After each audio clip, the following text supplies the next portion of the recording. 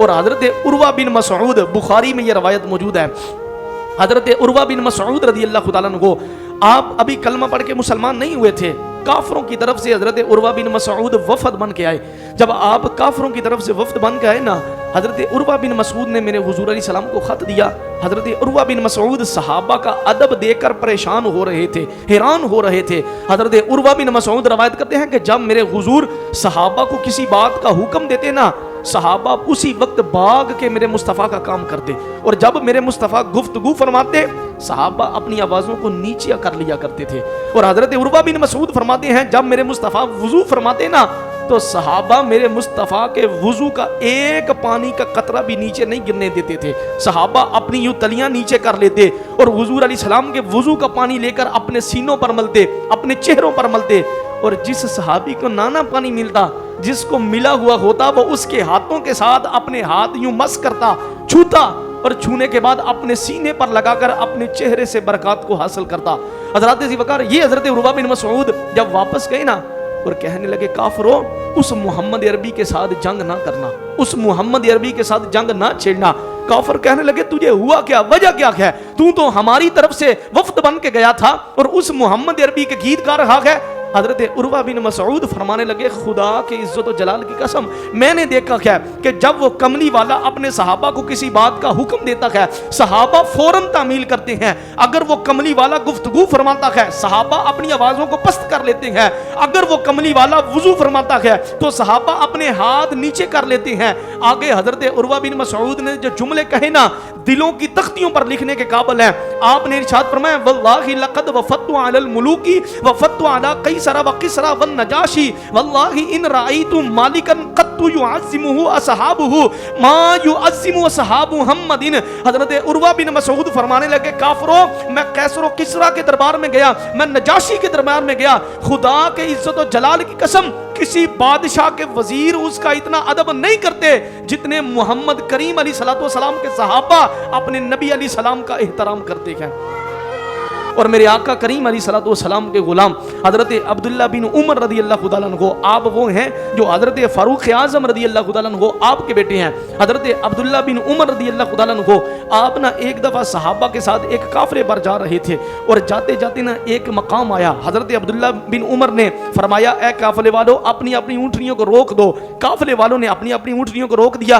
حضرت عبداللہ بن عمر نے نا اپنی اونٹنی کی نکیل پکڑی اور پکڑ کر کے نا آپ نے اپنی اونٹنی کو یوں گھمانا شروع کر دیا، چکر لگوانا شروع کر دیے. اب صحابہ کہنے لگے اے عبداللہ بن عمر تجھے ہوا کیا، بات بھی کوئی نہیں ہوئی، گفتگو کوئی نہیں ہوئی، اے عبداللہ تو نے اپنی اونٹنی کی نکیل کو پکڑا اور پکڑ کر کے تو چکر لگا رہا ہے، وجہ کیا ہے؟ حضرت عبداللہ بن عمر فرمانے لگے خدا کی قسم مجھے نہیں پتا میں اپنی اونٹنی کو کیوں چکر لگوا رہا ہوں، مجھے نہیں پتا کہ میں اس جگہ پر اپنی اونٹنی کو کیوں گھما رہا ہوں. فرمانے لگے اللہ کے عزت و جلال کی قسم ایک دفعہ میں مصطفیٰ کے ساتھ تھا، حضور علیہ السلام نے اسی جگہ پر اپنی اونٹنی کو گھمایا تھا، میں تو حضور علیہ السلام کی سنت کو تازہ کر رہا ہوں.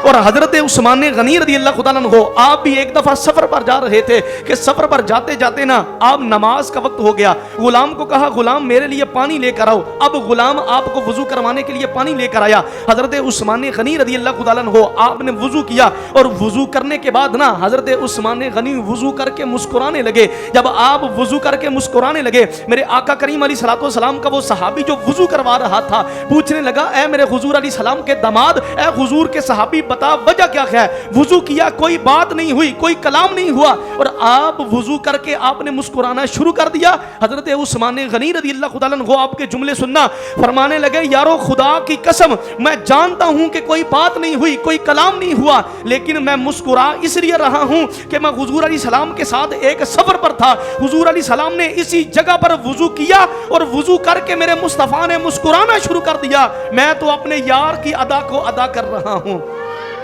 اور حضرت عمر فاروق رضی اللہ تعالیٰ عنہ 23 لاکھ مربع میل کے حاکم، وہ عمر کے جس کے بارے میں میرے مصطفیٰ نے فرمایا ہے کائنات والو لو کان بعدی نبی لکان عمر بن الخطاب، اگر میرے بعد کوئی نبی ہوتا تو عمر بن خطاب ہوتا.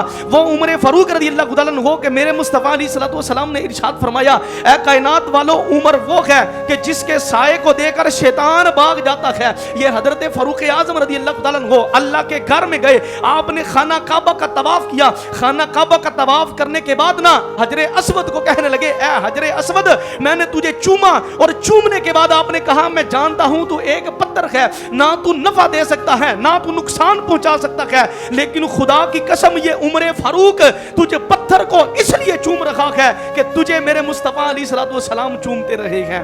میرے آقا کریم علیہ الصلوۃ والسلام کے دادا جان حضرت عبد المطلب رضی اللہ تعالیٰ عنہ، یہ صحابہ کا ادب مصطفیٰ ہے، میرے مصطفیٰ علیہ الصلوۃ والسلام کے ساتھ پیار ہے۔ حضرت عبد المطلب رضی اللہ تعالیٰ عنہ آپ نے نا ایک دفعہ میرے حضور علیہ السلام کو مکے کی گلیوں میں لے کر جا رہے تھے کہ میرے آقا کریم علیہ الصلوۃ والسلام آپ بھی حضرت عبد المطلب کے ساتھ تھے کہ میرے آقا کریم علیہ الصلوۃ والسلام کہیں گم ہو گئے، حضور علیہ السلام غائب ہو گئے۔ حضرت عبد المطلب نے نا میرے مصطفیٰ کو تلاش کرنا شروع کر دیا، حضور علیہ السلام نہ ملے۔ حضرت عبد المطلب چلتے چلتے نا اللہ کے گھر میں چلے گئے اور خانہ کعبہ کے غلاف کو پکڑ کر کہا یا اللہ وہ میرا بھتیجا، یا اللہ وہ میرا نواسا گم ہو گیا ہے، مالکہ کوئی کرم نوازی فرما دے۔ اب میرے حضور علیہ السلام مکے کی گلیوں میں ہیں، ابو جہل اپنی اونٹنی پر سوار تھا، اپنی اونٹنی پر سوار تھا اور چلتا چلتا آ رہا ہے۔ اس نے جب میرے مصطفیٰ علیہ الصلوۃ والسلام کو دیکھا نا اس نے اپنی اونٹنی کو بٹھا لیا اور بٹھانے کے بعد میرے آقا کریم علیہ الصلوۃ والسلام کو پکڑا اور اپنے پیچھے سوار کر لیا۔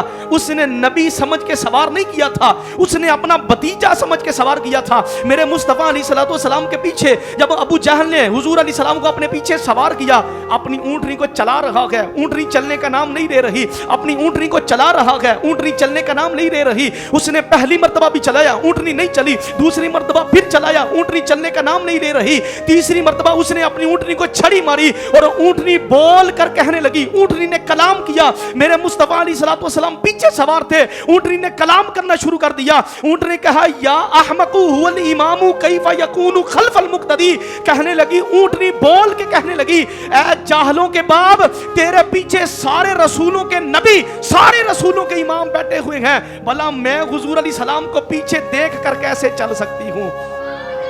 یہ اونٹنی نے جملے کہے اور میرے حضور علیہ السلام کے صحابی حضرت جابر بھی روایت کرتے ہیں، حضرت انس بن مالک نے بھی روایت کیا، حضرت عائشہ صدیقہ طیبہ طاہرہ رضی اللہ تعالیٰ عنہا آپ نے بھی روایت کیا کہ میرے مصطفیٰ علیہ الصلوۃ والسلام آپ جب پیشاب مبارک فرماتے، میرے حضور علیہ السلام جب بولو براز کرتے، حضرت انس فرماتے ہیں، حضرت جابر فرماتے ہیں اور حضرت عائشہ نے بھی روایت کیا، فرماتی ہیں خدا کی قسم میرے مصطفیٰ علیہ الصلوۃ والسلام کے پیشاب مبارک سے کبھی بدبو نہیں آئی تھی، بلکہ حضور علیہ السلام کے پیشاب مبارک سے خوشبوئیں آیا کرتی تھی۔ حضرت جابر رضی اللہ تعالیٰ عنہ آپ نے نا ایک دن حضور علیہ السلام کے ساتھ سفر پر تھے، میرے حضور علیہ السلام نے درختوں کو حکم کیا، درخت میرے حضور علیہ السلام کے قریب آ گئے، میرے حضور علیہ السلام نے قضائے حاجت فرمایا، قضائے حاجت فرمانے کے بعد حضرت جابر نے دل میں سوچا کہ میں حضور علیہ السلام کا پخانہ دیکھتا ہوں کہ میرے مصطفیٰ کا پخانہ کیسا ہے۔ حضرت جابر فرماتے ہیں خدا کے عزت و جلال کی قسم جس جگہ پر میرے مصطفیٰ علیہ السلام نے پخانہ کیا تھا، جب میں چلتا چلتا گیا اس جگہ پر پخانہ بھی موجود نہیں تھا اور بدبو بھی نہیں تھی۔ فرمانے لگے خدا کی قسم اتنی کستوری اور عنبر میں خوشبو نہیں جتنی میرے مصطفیٰ کے پخانے میں خوشبو آیا کرتی تھی۔